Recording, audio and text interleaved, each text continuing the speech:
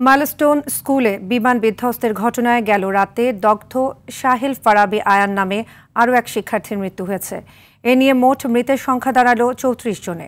জাতীয় burn institute সহ বিভিন্ন হাসপাতালে মোট ৪৫ জন রোগী ভর্তি রয়েছে। এর আগে আরও ২ জন সুস্থ হয়ে বাড়ি ফেরেন। এ নিয়ে ৪ জন হাসপাতাল থেকে বাসায় ফিরল। এখনও সংকটাপন্ন অবস্থায় আইসিইউতে রয়েছে ৩ জন। ভারত, চীন ও সিঙ্গাপুরের বিশেষজ্ঞ চিকিৎসক দল যৌথভাবে তাদের চিকিৎসা দিচ্ছেন। এদিকে মাইলস্টোনে যুদ্ধ বিমান বিধ্বস্তের ঘটনায় ৯ সদস্যের তদন্ত কমিশন গঠন করেছে অন্তর্বর্তী সরকার। কমিশনকে ৪ সপ্তাহের মধ্যে প্রতিবেদন জমা দিতে বলা হয়েছে। ২১ জুলাই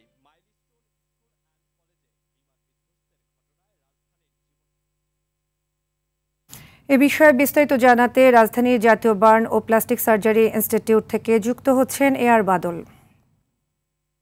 বাদল, যারা ভর্তি রয়েছেন তাদের কি অবস্থা দেখতে পাচ্ছেন এবং চিকিৎসকরা কি বলছেন তাদের নিয়ে? সাদিয়া, যারা ভর্তি রয়েছেন এখন পর্যন্ত তাদের অবস্থা অপরিবর্তিত রয়েছে। চিকিৎসকরা সকালে এখন পর্যন্ত ব্রিফিং করেনি। আপনি এর মধ্যেই বলেছেন যে একজন রাতে মারা গিয়েছে আয়ান নামে, সে ৭ম শ্রেণীর শিক্ষার্থী, আইসিইউতে ভর্তি ছিল। এখন আইসিইউতে ৩ জন ভর্তি রয়েছে, তাদের অবস্থাও সংকটাপন্ন। তো সব মিলিয়ে পর্যন্ত এখানে যারা রয়েছেন, আইসিইউতে যারা রয়েছে তাদের অবস্থা খুবই গুরুতর এবং অন্য যারা চিকিৎসা নিচ্ছেন তারা অপরিবর্তিত অবস্থায় রয়েছে। আমরা হয়তো চিকিৎসকরা ব্রিফিং করলে তাদের স্বাস্থ্য পরিস্থিতি নিয়ে এবং তাদের সর্বশেষ অবস্থা নিয়ে তখন বিস্তারিত জানতে পারবো। কিন্তু আমরা এরই মধ্যে জেনেছি যে মৃতের সংখ্যা নিয়ে কিছুটা বিভ্রান্ত তৈরি হয়েছে। এই বিভ্রান্তি তৈরি হওয়ার পেছনে যে কারণটি বলা হচ্ছে সেটি হচ্ছে যে 5টি বডি ব্যাগ মৃতের দেহের অংশ নেওয়া হয়েছিল এটি ডিএনএ টেস্ট করার জন্য।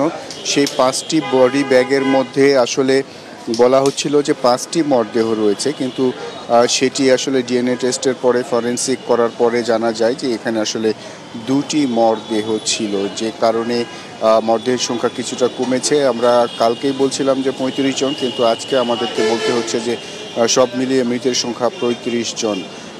কারণ একজনের সংখ্যা এখানে কম দেখানো হচ্ছে এবং সেই কারণেই আসলে সব মিলিয়ে মৃতের সংখ্যার কিছুটা গরমিল পাওয়া যায়। কিন্তু স্বাস্থ্য মন্ত্রণালয় থেকে এটি সর্বশেষ আপডেটে জানিয়েছে যে মৃতের সংখ্যা 34 জন।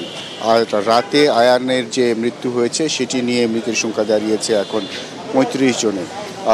যে মরদেহটির 5টি মরদেহের যে অংশ কথা বলা হচ্ছিল সেটি সুরতহাল করেছিল তুরাগ থানা পুলিশ এবং সেখানে প্রতিবেদনে 11টি সম্পূর্ণ মরদেহ, 2টি অপূর্ণাঙ্গ মরদেহ এবং 5টি বিচ্ছিন্ন দেহের অংশ সেখানে শনাক্ত করা হয়েছিল। এই যে 5টি যে বিচ্ছিন্ন দেহের অংশ শনাক্ত করা হয়েছিল এর মধ্যে আসলে 2 জনের বডি ছিল।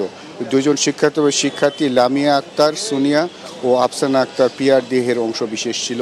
এই 2 জনের যে মরদেহের যে অংশ বিশেষ ছিল সেটি আসলে এই 2 শিক্ষার্থীর ছিল, 5 জনের ছিল না, যে কারণে মৃতের সংখ্যা কিছুটা কমে গিয়েছে এবং সে কারণে এখন সর্বশেষ আপডেট অনুযায়ী 35 জন মৃতের সংখ্যা দাঁড়িয়েছে।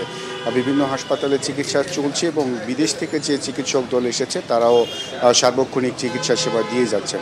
তো সাদিয়া, এই ছিল আমার কাছে সর্বশেষ অবস্থা। পরের সংবাদে আরও বিস্তারিত জানিয়ে দেব। ধন্যবাদ বাদল।